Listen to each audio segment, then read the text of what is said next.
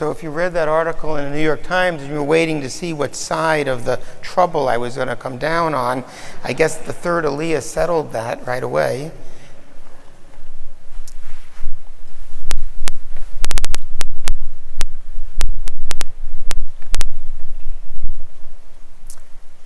Our Torah, our holy Torah, lies to Abraham.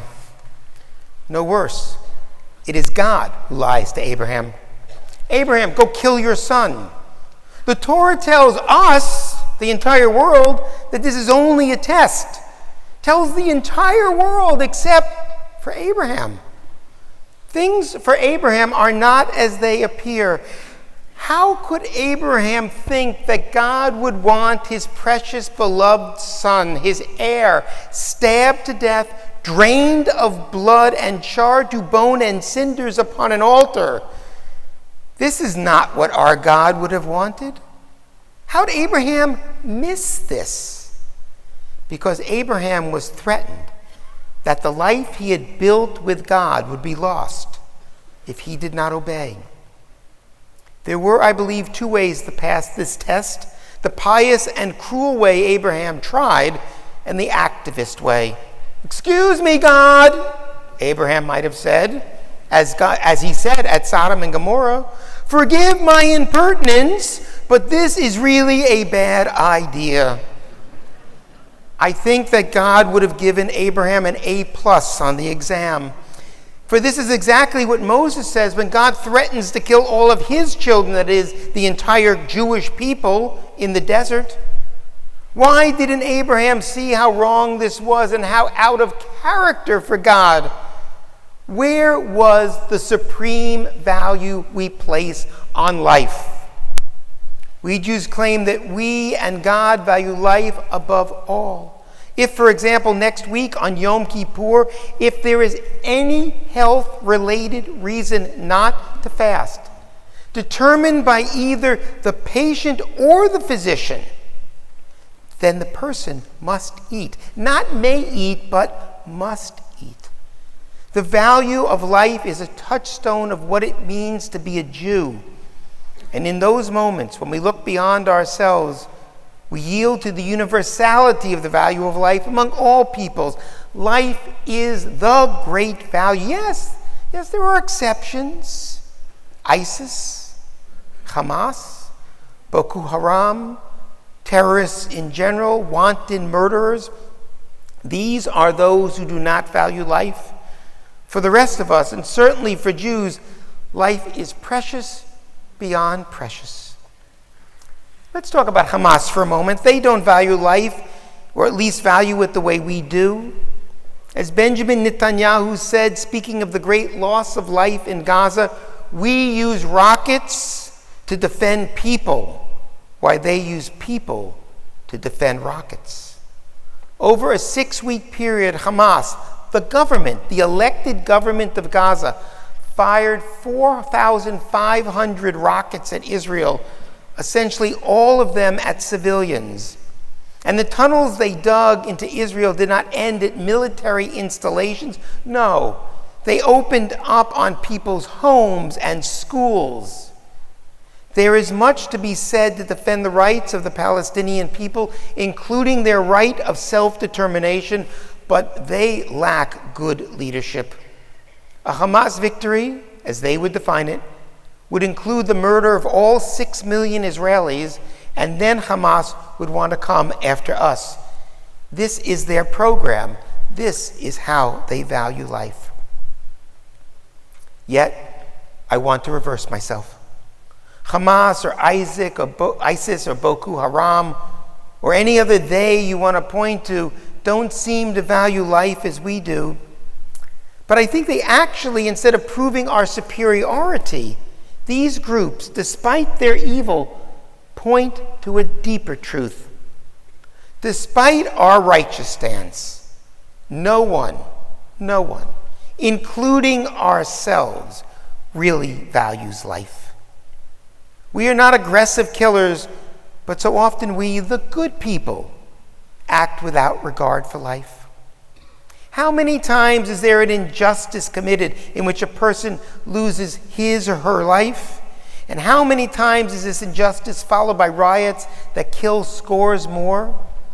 Ferguson is but the most recent example here at home. And why would police officers, who also lay honest claim to the value of life and a willingness to defend life at often the ultimate sacrifice, why would the police want to militarize themselves?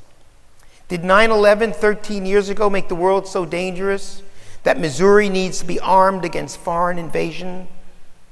We claim to value life, but it does not match our actions and never did.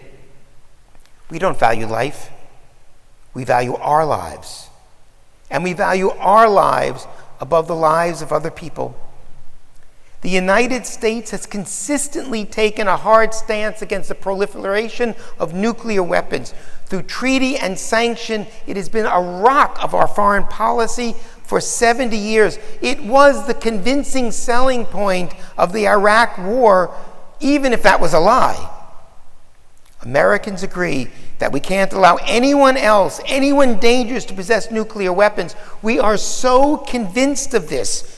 And we are the only country, the only people who have ever used such weapons, and we did it twice, even after obliterating the population of Hiroshima, the civilian population. There were reasons, good reasons, all which come down to this: valuing our lives more than our enemies. We value life. We value our lives, as do all people. So perhaps the only way to survive is to stay on top. I feel badly that Palestinian civilians died essentially defending their elected government's rockets and tunnels. I do not feel badly that Israel built an infrastructure that decades later built Iron Dome that defended its people against those very rockets. Kol hakavod. Bravo. That's part of the core identity of Zionism. To rebuild the Jewish people from the bottom up. In Europe, in the early part of the 20th century, we were weaker than Palestinians are today. Expulsions, discrimination, pogroms, and the pogrom to end all pogroms, the Holocaust.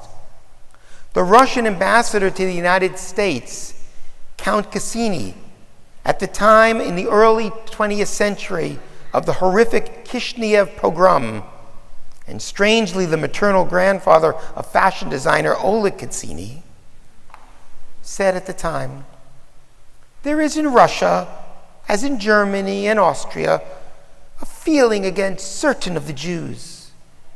The reason for this unfriendly attitude is found in the fact Jews will not work in the field and engage in agriculture." We were not permitted to engage in agriculture.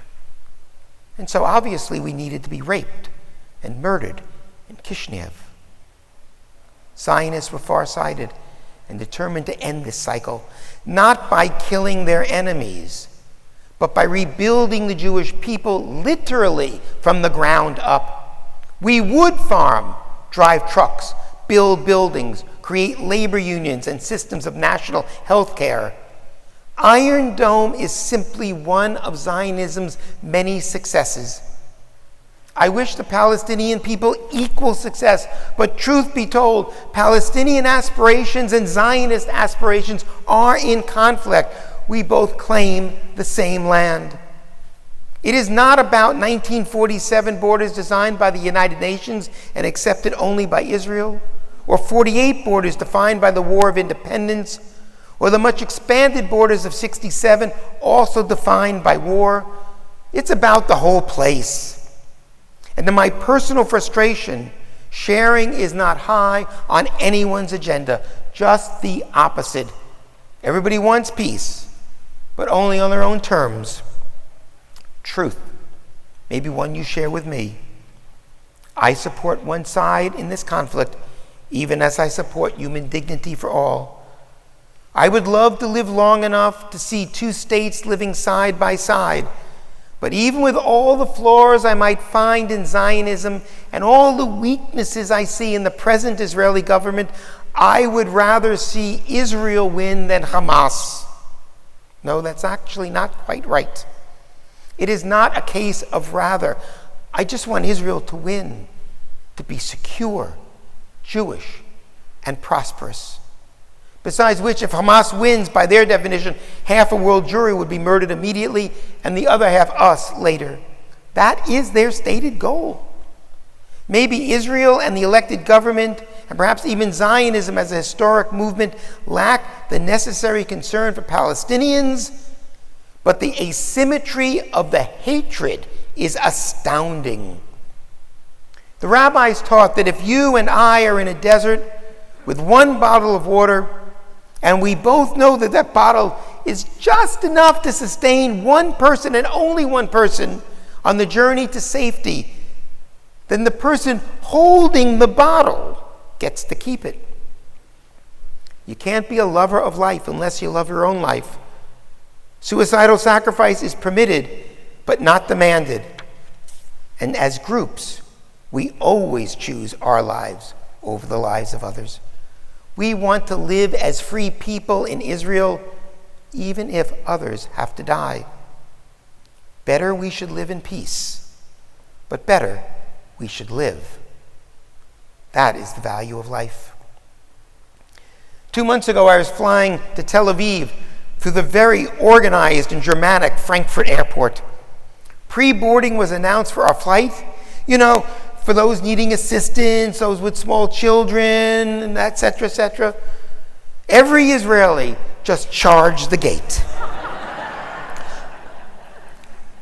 Israelis can be so wonderfully annoying.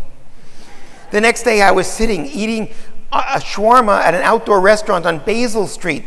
The eatery Basil's Congress and the street commemorate the first Zionist Congress that Theodor Herzl gathered in 1897 to unite a very diverse Jewish Europe in the quest for statehood. He then was herding the cats, the K-A-T-Z cats.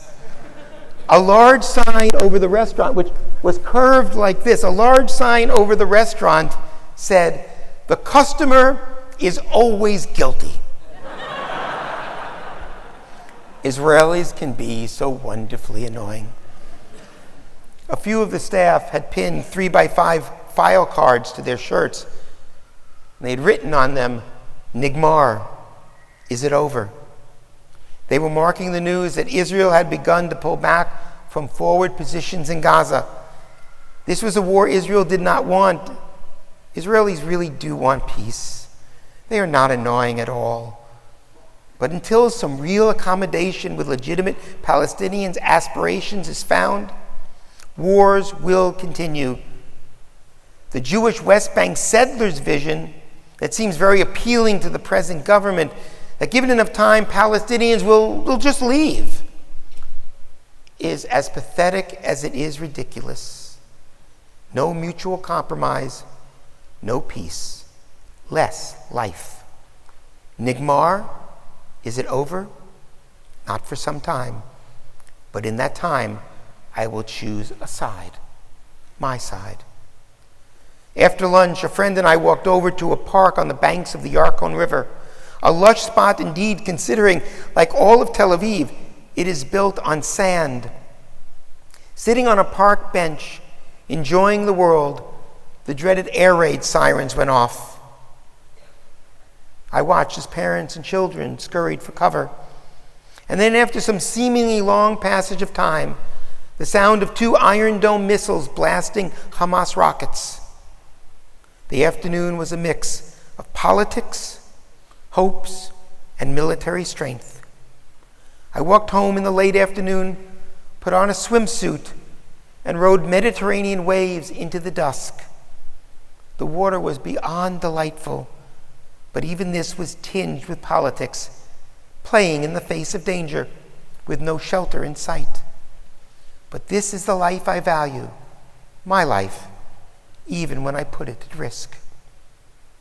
Last week, I officiated at a memorial service for a beloved aunt who died in her sleep at 104. One of those few times when passing is not a euphemism for death, but a description of the event. She passed in her sleep at 104. Among the memories recalled at the service was her dedication to Zionism that began long before Israel was a nation. However, what moved me the most, what really shook my emotions, was hearing that among her papers lay a certificate for trees bought to be planted in Israel or Palestine with the JNF, the Jewish National Fund, in honor of her birth in 1910. We have been at this project a very long time. My first tree was bought 10 cents a week in Hebrew school. A dime bought one of 10 leaf stickers to be licked and glued to a picture of a tree. When I wrote this last week, I could not find the cent symbol, the circle with the line through it, on my keyboard. We have been at this a long time. Zionism is the Jewish national liberation struggle. Winning success was not easy, and continued survival is not easy, but it is our lot. How do we do it? How do we succeed? Some luck, some sympathy, enormous determination, and real work. As the Arab proverb puts it so well, luck belongs to the skillful. JNF, the Jewish National Fund, took that money and restored and reforested barren land. That is a lie, or only half a truth. What JNF did was buy land, build the electrical grid and the sewage and water system, build roads, encourage settlement where it needed to be done, where it would do the most good. Oh, and yeah, they also reforested the land. Meanwhile, the workers unionized, produced dairy and farm products, created cooperatives to bring their product efficiently to market. National health care was developed, and an army created, all before 1948, way before. I lived in Israel for a year on a kibbutz close to Gaza, founded on Erev Yom Kippur as part of a successful plan to establish Jewish settlements, 13 of them, in the empty Negev region before 1948. On many a Shabbat morning, a group of us would ride through Gaza, past refugee camps created in 1948 to house Palestinians temporarily until Israel could be destroyed. We headed to the beach. Now, I know beaches. I grew up on Long Island. I spent summers riding waves, crashing on spectacular white sand beaches at Jones Beach. Gaza has great beaches. So when Israel withdrew from Gaza, there was an opportunity to build a tourist industry based on those beaches. Europeans would have flocked to those resorts as they came in droves to Eilat, which has rocky, not so spectacular beaches, after the Oslo Accords made peace look so close. Sadly, in Gaza, the building supplies, the cement and such, were needed elsewhere to build hardened tunnels from Gaza to kill Jews and deliver rockets through Egypt to kill Jews. Our Zionist leaders built the infrastructure of a state that is valuing life. Their leaders, not the people, but the leaders of Gaza, sought and seek our death. What a waste. The Palestinian people deserve a state. Unfortunately, their leadership has consistently failed them. And so is ours. The future of Zionism in Israel will not be secured without compromise. The value of our own lives requires compromise. I went to a website of a rabbi I follow for his lectures that I often recommend to others. He had an article about the 3 boys murdered by Hamas that, along with the subsequent revenge killing, touched off this war. He used a phrase after mentioning the 3 boys. When recalling those killed in such a manner, you can either say, "May the memory of our martyrs be a blessing," or you can say, "May God avenge their blood." I was saddened to see the second. Even if I value my life first, I must value other lives as well. I must, or my own life is diminished. Today, the water bottle can be shared, and still we both can get out of the desert. Look at Abraham, so confused. He values his life with God. He values Isaac's life, and only one will survive, he is told. Unsure Abraham, whose knife must have lingered above the boy long enough for God to observe this most terrible of human conflicts, the choice between right and right, between life, and God must admit the shame of asking the question, of giving the test. The real test is if we can preserve ourselves in a way that preserves the dignity, the human dignity of everyone. Shana Tova.